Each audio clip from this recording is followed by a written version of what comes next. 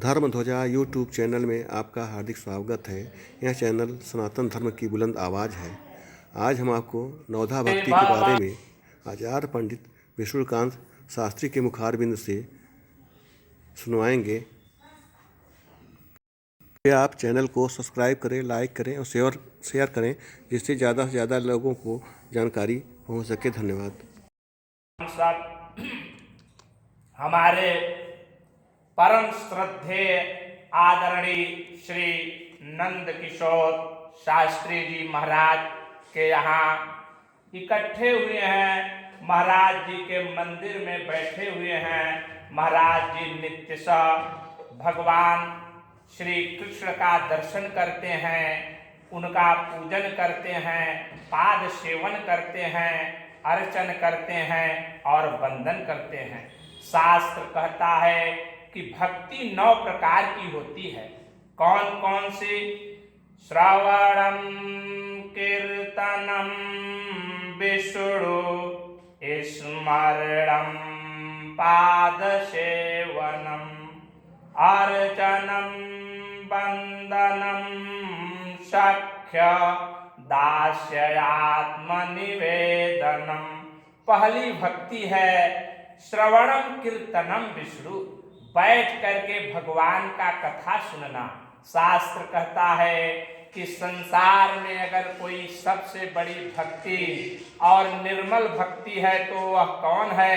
शास्त्र ने बताया कि प्रभु के निर्मल कथा को श्रवण करना, सुनना, यही सबसे बड़ी भक्ति है। उसके बाद जब भक्ति करते करते हमारा मन थक जाए तो भगवान का कीर्तन करना, यानी कीर्तन करते हुए भक्ति करना। शास्त्र कहता है कि श्री कृष्ण गोविंद हरे मुरारे, हे नाथ नारायण वासुदेव। श्री कृष्ण गोविंद हरे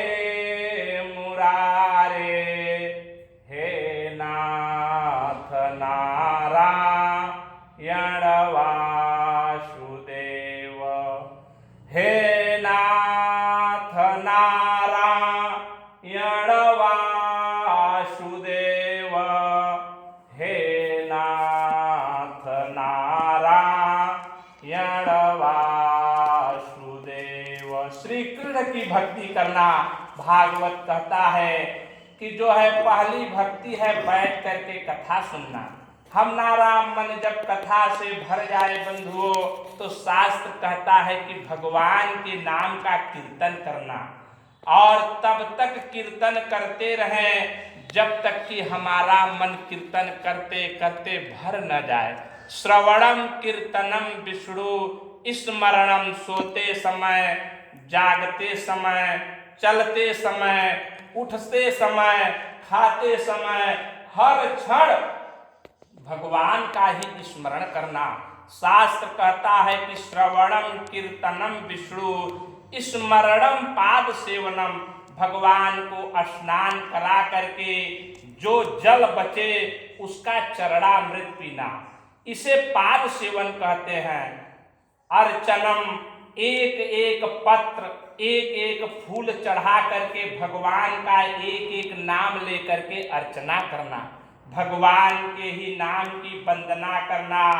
अर्चनम वंदनम सख्य, सख्य भक्ति करना, और दास आत्मनिवेदनम। भागवत कहता है कि भगवान को अपना दास समझना और अंतिम क्षण में ध्यान लगा करके भगवान में ही अपनी चित्त वृत्तियों को मिला देना। चित्त वृत्तियों को आप अपने मन को कैसे मिला सकते हैं? तो पतंजलि के योग शास्त्र में लिखा गया है कि योगश्च चित्त वृत्ति निरोधः, चित्त वृत्तियों को रोकना योग है। योग क्या है? योग एक जोड़ है। कैसा जोड़ और किस प्रकार का जोड़? तो पतंजलि के योग सूत्र में लिखा गया, हमारे पतंजलि ऋषि ने लिखा कि आत्मा से परमात्मा का मेल हो जाए, यही योग है। वैसे तो योग को 8 प्रकार बताया गया है, 8 भागों में विभक्त किया गया है। कौन कौन सा? शास्त्र कहता है कि यम, नियम, आसन, प्राणायाम, प्रत्याहार, ध्यान, धारणा और समाधि। तो शास्त्र कहता है कि इसे ही अष्टांग योग कहते हैं। 8 प्रकार की जो ये विधि बताई गई है, अगर इसकी व्याख्या मैं करूंगा तो बहुत समय लगेगा। आप लोगों को मैं भगवान की भक्ति के विषय में बताना चाहता हूं कि लोग कहते हैं कि धर्म क्या है। आप जानिए, धारये इति धर्म, जो मन में सद्विचार धारण किया जाए, अच्छा विचार धारण किया जाए, वही धर्म है। ये अच्छा विचार क्या है?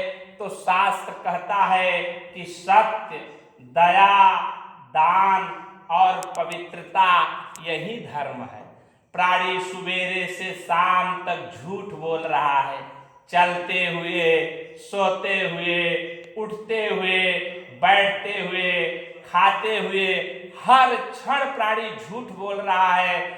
जब उसके अंदर सत्य नाम की कोई चीज ही नहीं है तो धर्म कहाँ रह गया?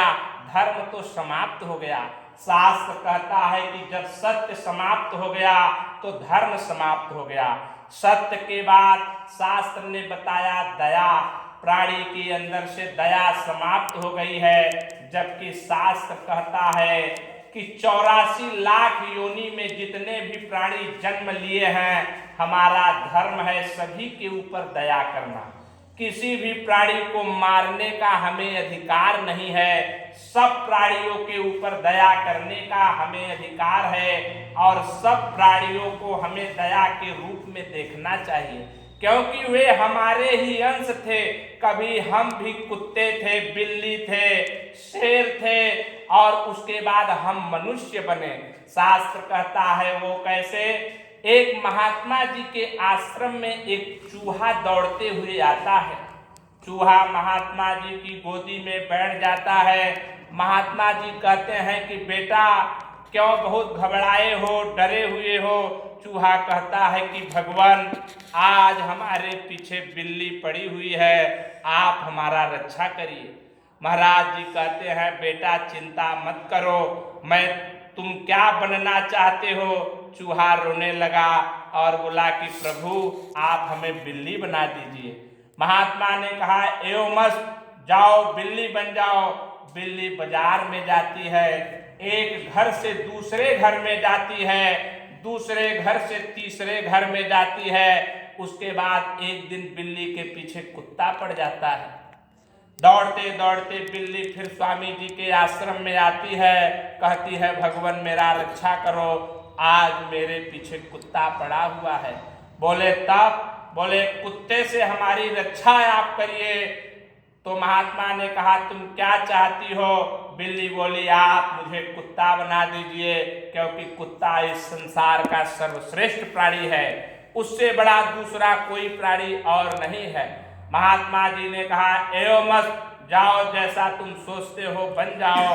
और वही बिल्ली कुत्ता बन जाता है। कुत्ता बनने के बाद वह जंगल में जाता है, घूमता है, उसके पीछे शेर पड़ जाता है। दौड़ते दौड़ते महात्मा जी के पास आया, बोला भगवान आज तो हमारे पीछे शेर पड़ गया है, अब आप हमारी रक्षा कैसे करेंगे? प्रभु ने कहा चिंता मत करो, तुम क्या चाहते हो ये बताओ। उसने कहा हमें आप शेर बना दीजिए। महात्मा जी ने उसे शेर बना दिया। शेर जंगल में घूमने लगा, मनमानी करने लगा, जंगल का राजा बन गया, अपने मन का राजा बन गया। लेकिन एक दिन उसके पीछे मनुष्य पड़ा। शेर दौड़ते दौड़ते महात्मा जी के आश्रम में आया, बोला भगवान हमारी रक्षा करिए, हमारे पीछे तो शेर पड़ा था, उसके बाद आज मनुष्य पड़ गया। बोले अब क्या चाहते हो? बोले आप हमें मनुष्य बना दीजिए। स्वामी जी हंसे, बोले बेटा पहले तुम चूहे थे, चूहे के बाद बिल्ली बने, बिल्ली के बाद कुत्ता बने, कुत्ते के बाद शेर बन गए, अब शेर के बाद मनुष्य बनना चाहते हो, लेकिन मनुष्य तभी बनोगे जब भगवान की इच्छा होगी। अगर परमात्मा की इच्छा नहीं होगी तो तुम चूहा ही बन करके घूमते रहोगे। लो मैं तुम्हें मनुष्य बना देता हूँ। भगवान ने उन्हें मनुष्य बना दिया। वह स्वामी जी के आश्रम में रहने लगा, उनकी सेवा करने लगा। सेवा करते करते उनकी सारी विद्याओं को ग्रहण कर लिया। जब सारी विद्याएं ग्रहण कर लिया तो विद्याओं से वो भी लोगों को चूहे से बिल्ली, बिल्ली से कुत्ता, कुत्ते से शेर बनाने लगा। एक दिन उसके मन में लोभ आया। शास्त्र कहता है लोभ पापस्य कारणम। जब मनुष्य के अंदर लोभ आता है तो वो क्या करता है? पाप करता है। लोभ पापस्य कारणम, पाप करने को आतुर, हाथ में तलवार लेकर के महात्मा जी को काट करके उनकी गद्दी पे बैठने की चेष्टा से जब वो गया तो महात्मा ने कहा, अरे बेटा तुम भूल गए, मैंने ही तुमको चूहे से मनुष्य बनाया था, पुनः मुष्टको भवत, फिर से चूहा बन जाओ। ये किसकी गति है? शास्त्र कहता है कि ये मनुष्य की गति है। मनुष्य पहले चूहे की योनि में था, फिर बिल्ली बना, फिर कुत्ता बना, फिर शेर बना, फिर मनुष्य बना। तो मनुष्य बनने के बाद उसने कहा मैं धर्म नहीं मानता, मैं कर्म नहीं मानता, मैं पूजा पाठ नहीं मानता, मैं मंदिर में नहीं जाता, मैं क्या करूँगा? मैं शराब पीऊँगा, मैं मदिरा पान करके मत रहूँगा, मैं द्वित क्रीड़ा जुआ खेलूँगा, मैं वेश्यावृत्ति करूँगा और मैं नाना प्रकार का पापाचार करूँगा। तो भगवान कहते हैं बेटा तुम मनुष्य बनने लायक नहीं हो, तुम्हारा जो कर्म है वह जो है मनुष्य बनने लायक नहीं है। इसलिए जो है कि पुनः मुष्टको भवत, तुम फिर से चूहा बन जाओ। और भगवान उसे जो है कि फिर से चूहा तत्काल बना देते हैं। तो शास्त्र कहता है कि सत्य, सत्य के बाद दया, दया के बाद तीसरे नंबर पर दान आता है। भागवत में बताया गया कि दान किसे करना चाहिए। सबको दान आपको नहीं करना चाहिए। सतपात्र दाने मते, भागवत ने बताया कि सतपात्र व्यक्ति को दान करिए। सतपात्र व्यक्ति कौन है? ब्राह्मण ही सतपात्र व्यक्ति है। कैसा ब्राह्मण? तो शास्त्र कहता है कि वह ब्राह्मण जिसके पास मंदिर है, वह ब्राह्मण जिसने कभी मदिरा पान नहीं किया है, वह ब्राह्मण जिसने कभी द्वित क्रीड़ा नहीं खेला है, वह ब्राह्मण जिसने कभी मांस भक्षण नहीं किया है, या वह ब्राह्मण जिसने कभी स्त्री संग नहीं किया है। ऐसे ब्राह्मण की आप खोज करिए।